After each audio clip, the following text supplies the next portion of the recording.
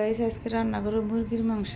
এই যে আমি কড়ার মধ্যে পরিমাণ মতো তেল দিয়ে দেবো, পেঁয়াজ একটু বেশি দিয়ে দেবো। মুরগির মাংসের মধ্যে পেঁয়াজ বেশি দিলে খেতে খুবই ভালো লাগে। তারপর দিয়ে দেবো এলাচ, তারপর দিয়ে দেবো আমি বন্ধুরা দারচিনি, দিয়ে ভালো করে নেড়ে চেড়ে পেঁয়াজটা হালকা বাদামি কালার করে নিয়ে তারপর দিয়ে দেবো সব ধরনের মশলা, দিয়ে দেবো হলুদ গুঁড়া, মরিচের গুঁড়া, দিয়ে দেবো আদা বাটা, জিরা বাটা, ধনিয়ার গুঁড়া, রসুন বাটা, পেঁয়াজ বাটা, সব কিছু দিয়ে একটু পানি দিয়ে মশলাটা ভালো করে কষিয়ে নিব বন্ধুরা। মশলা যত কষানি ভালো হবে খেতে ততটা টেস্ট হবে।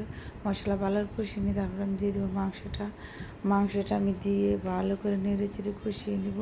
আমি মুরগির মাংসটা বন্ধুরা ভোনা করব। ভোনা করলে খেতে খুবই ভালো লাগে, ঝোল রাখবো না আজকে। দেখো আমার মুরগির মাংসটা কালার কত সুন্দর হয়েছে, খেতেও খুবই মজা বন্ধুরা।